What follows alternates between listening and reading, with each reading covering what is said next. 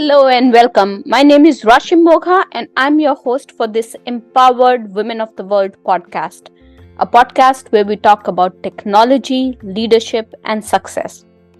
Did you know that almost 80% people at some point in their career feel that their boss or their manager doesn't like them? When your manager doesn't like you, it's demotivating and stressful.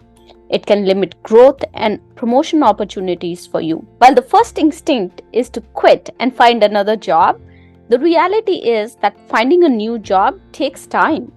Also, if you love your job and the company that you work for and the benefits are great, it might make sense to try and fix things with your manager.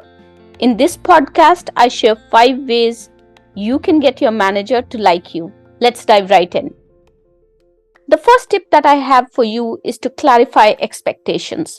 Our priorities at work are constantly evolving, so it is important to ensure that the tasks that you are working on are aligned with your manager's expectation. It is important to understand what they expect from you at a regular cadence. Now, often we have this expectations conversation with our managers when we start a new job or when we change roles.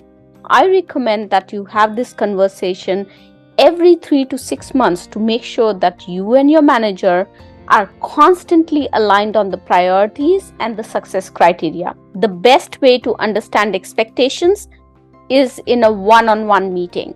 And after every one of these conversations, you should walk away with 1 to 3 clear expectations your manager has from you and how they will measure your success. When your manager knows that you care about their professional priorities, they will see you as a team member who is aligned with the goals of the team. This is one way you can get one step closer to them liking you. Before we move to the second tip, I want to clarify the concept of likeness at work. Most workplaces are hierarchical, which basically means that there is an invisible barrier that separates your manager from you. This hierarchical difference dictates how likeness is expressed in a professional context.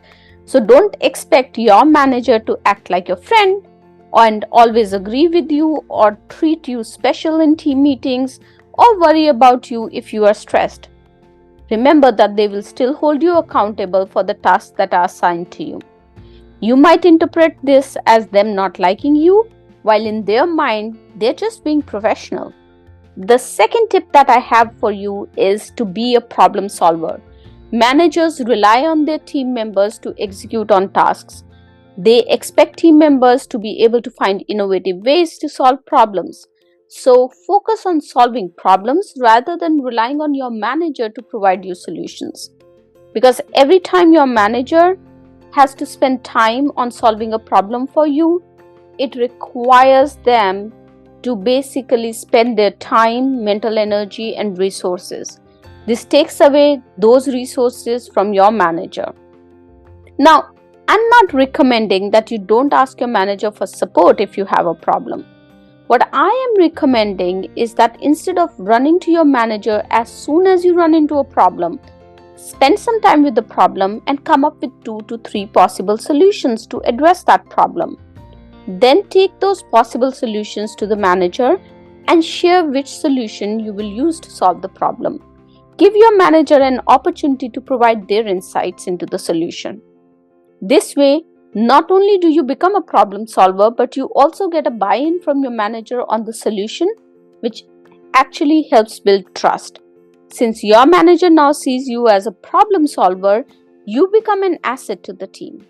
And managers love team members who are trustworthy problem solvers. I coach a lot of tech and non-tech leaders on how to fast-track their careers, and building problem-solving mindset is the key to success. If you would like to work with me to grow in your career, use the link below in the description box to connect with me. The third tip that I have for you is to ask your manager how you can help. Yes, just ask, how can I help? Managers usually work on multiple initiatives and are tight on time and resources. A great way to build trust with them and demonstrate your value is by helping them out by leveraging your unique skills. For example, if your manager sends out weekly status report to their manager every Friday, You can offer to templatize that format such that each team member can add their update in that predefined format. This will ease off the load on your manager to collect information from each of their team members and format the report every Friday. This is a low effort, high impact task which not only helps your manager but also enables you to demonstrate your operationalization skills. So look for ways to help your manager out. Actively ask them, what can I do to support you with this? How can I help you out with this? And remember to pick the tasks that showcase your skills. The next tip that I have for you is to appreciate your manager. No, I'm not asking you to be a kiss ass or suck up to your manager. I'm asking you to demonstrate your true, authentic appreciation. I'm asking you to share your manager's accomplishments and appreciate them for their success. Now, early on in my career, I felt that I don't need to appreciate my manager even when I thought they did an exceptional job on a presentation or a project. I thought it would be perceived as ingenuine.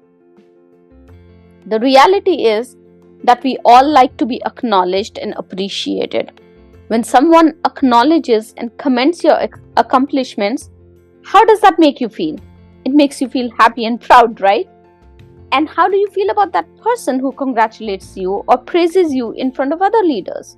You like them, right? When you acknowledge others' achievements or lift others up, especially in public settings, it has a profound impact on how they feel about you. I've been on the top and it really gets lonely on the top. So managers specifically appreciate the acknowledgement that comes from their team.